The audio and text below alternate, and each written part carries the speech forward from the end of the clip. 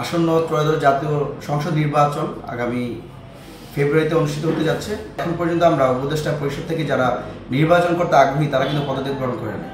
আমরা সবসময় শেখ হাসিনার যে ক্ষমতাকে আমরা প্রশ্নবিদ্ধ করেছি, শেখ হাসিনার ক্ষমতাকে আমরা প্রশ্ন করেছিলাম, চ্যালেঞ্জ করেছিলাম। কিন্তু আমরা বর্তমান সময় দেখতে পাচ্ছি যারা বর্তমানে উপদেষ্টা আছে, যারা মন্ত্রিত্ব স্বাদ গ্রহণ করছে, যারা মাসিক 1,05,000 টাকার বেতন পাচ্ছে, বিভিন্ন সুযোগ সুবিধা পাচ্ছে, তারাও এখন পর্যন্ত তারা উপদেষ্টা পরিষদ থেকে পদত্যাগ করে নেয়। তো আগামী যে ত্রয়োদশ জাতীয় সংসদ নির্বাচন অনুষ্ঠিত হতে যাচ্ছে, সেই নির্বাচনকে একটি ভারসাম্যপূর্ণ এবং নিরপেক্ষতা যদি আমরা বজায় রাখতে চাই, অবশ্যই বর্তমান যারা উপদেষ্টা পরিষদে আছে তারা আগামী ত্রয়োদশ জাতীয় সংসদ নির্বাচনে অংশগ্রহণ করার যে নৈতিকতা, সেই নৈতিকতা তাদের নাই।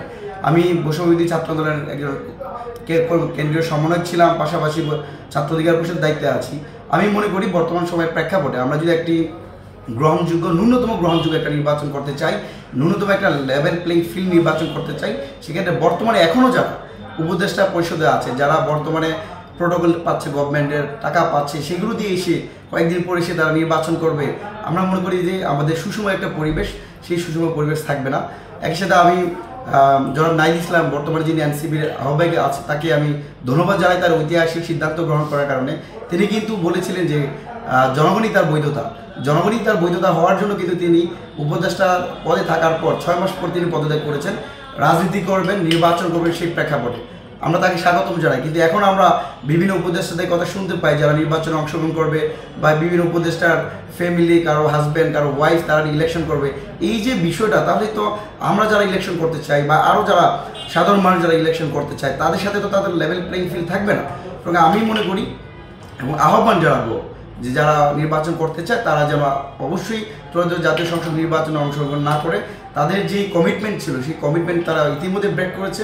সেক্ষেত্রে আগামী যে নির্বাচন হবে সেই নির্বাচনে যদি তারা অংশগ্রহণ করার সুযোগ পায়, তাহলে আমাদের যেই লেভেল প্লেইং ফিল্ড আমরা প্রত্যাশা করি সেই লেভেল প্লেইং ফিল্ড থাকবে না। আগামীতে তাদেরই একটা ভাগবটোয়ারা নির্বাচন অনুষ্ঠিত হতে যাবে।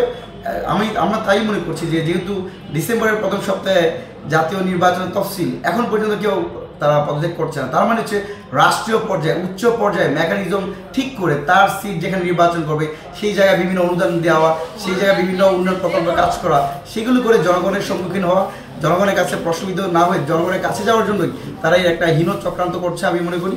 সেক্ষেত্রে তাদের নৈতিকতা নাই, তাদের বিন্দুমাত্র সেই জায়গাতে কাজ করার আমরা আহ্বান জানাতে চাই অন্তর্বর্তীকালীন সরকারের প্রতি।